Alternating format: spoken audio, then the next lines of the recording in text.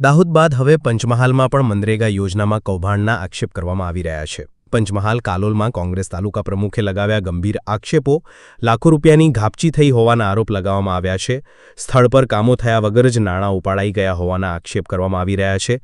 જેમના નામે કામ થયેલા બોલે તે લોકોના પણ કામ ન થયાના આક્ષેપ. કાલોલ તાલુકા પંચાયત પ્રમુખના વતન મેદાપુરા ગામમાં મોટું કૌભાંડ હોવાના આક્ષેપો કરવામાં આવ્યા છે. માટી, મેટલ અને જમીન સમતલના કામોમાં ભ્રષ્ટાચાર થયા હોય તેવા પણ આક્ષેપ કરવામાં આવ્યા હતા, જેમાં તાત્કાલિક ધોરણે તપાસ થાય તેવી રજૂઆત કરવામાં આવી હતી.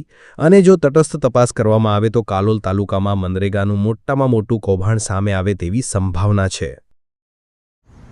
ગુજરાતમાં જે મનરેગા યોજનામાં જે કૌભાંડ અને ભ્રષ્ટાચાર થઈ રહ્યો છે એની ઘણી બધી જગ્યાએ તપાસ કરવામાં આવી છે. એમાં અમારા જે વખતે અત્યારે અમારા પ્રદેશ કોંગ્રેસ સમિતિના પ્રમુખ છે અમિતસિંહ ચાવડા સાહેબ, એ પહેલાં વિરોધ પક્ષના નેતા હતા. તે વખતે એમણે દાહોદનો અને જાંબુગોડાનો આખો કેસ ઉજાગર કર્યો હતો અને એની પાછળ પોલીસ કેસ બી થયા છે અને એ લોકોને તપાસ થતાં સજા પણ કરવામાં આવી છે.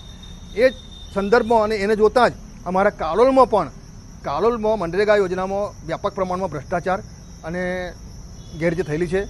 જોબ કાર્ડ ધારકો બોગસ છે, સરકારી કંપનીમાં નોકરી કરતા છે, ખેડૂતો છે, વેપારીઓ છે, એમને જોબ કાર્ડ ધારકો લેવામાં આવ્યા છે.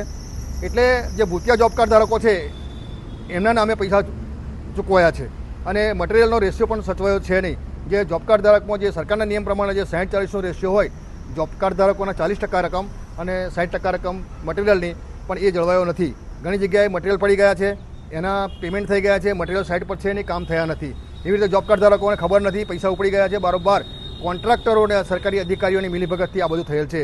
એટલે અમે આ અંગે ટીડીઓ સાહેબને રજૂઆત કરેલ છે કે ભાઈ આ કાલોલમાં મનરેગા યોજના તમામ મનરેગા ગામોના કાલોલના તમામ ગામોના યોજનામાં મનરેગા યોજનામાં જે કામો થઈ રહ્યા છે એમાં વ્યાપક પ્રમાણમાં ભ્રષ્ટાચાર થયેલો છે. એટલે કોઈને નાણાં ચૂકવવા નહીં એવું અમે લેખિતમાં રજૂઆત કરેલી છે.